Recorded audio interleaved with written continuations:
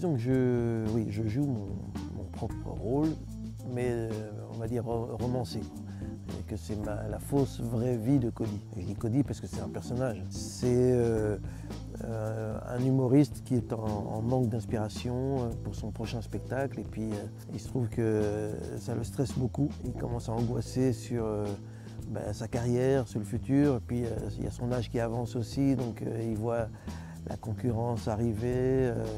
Et il a peur de ne plus être au goût du jour. Donc c'est tout ça qui s'embrouille un peu dans sa tête. Et puis c'est sa vie de famille au quotidien, quoi. Un humoriste d'origine congolaise, une femme qui est moitié marocaine, moitié belge, des enfants métis, une famille tout à fait normale.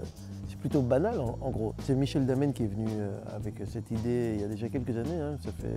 En fait, il a acheté les droits pour pouvoir exploiter et adapter la série. Et je crois qu'il y a 3 ans, il m'en avait déjà parlé, ça ne s'était pas fait. Et finalement, les planètes se sont alignées, il est revenu avec ce projet. Et c'est vrai que quand j'ai lu et que j'ai vu d'ailleurs les épisodes, je connaissais déjà Martin Matt, en tant qu'humoriste et fan de stand-up, j'ai suivi sa carrière depuis des années. Il a décrit à travers sa propre expérience ce que plusieurs humoristes vivent au quotidien, quoi. Je trouve ça très bien observé. Et il y a la drôlerie qu'il faut, il y a l'émotion qu'il faut aussi. Et voilà, franchement, je suis très content de faire ce projet, quoi. Je me sens assez proche de ce personnage qui est moi, mais pas vraiment moi.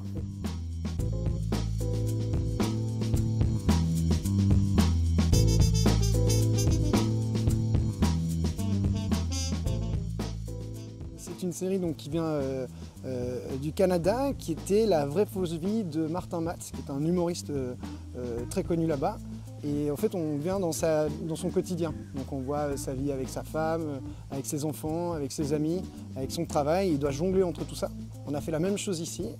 Enfin, ils ont déjà refait la même chose un peu partout. Donc ça a été fait en France, ça a été fait en Flandre, ça a été fait dans pas mal d'autres pays. Et nous, ici, on fait la même chose. Et c'est la vraie fausse vie de Cody. Donc on reprend les mêmes scénarios grosso modo. Et on les réadapte à notre époque, au personnage de Cody et à la société belge, et à la culture belge. Et on vit comme ça son quotidien sur 8 épisodes de 20 minutes. Ça restera probablement plus autobiographique par rapport à la vie de Martin Matt. Mais nous, on a été chercher plein d'ingrédients de Cody et de sa vie pour pouvoir les mettre là-dedans. Maintenant, on est tenu par un cahier des charges qui fait qu'on ne peut pas trop s'éloigner de ce qui a été écrit et tourné au Canada.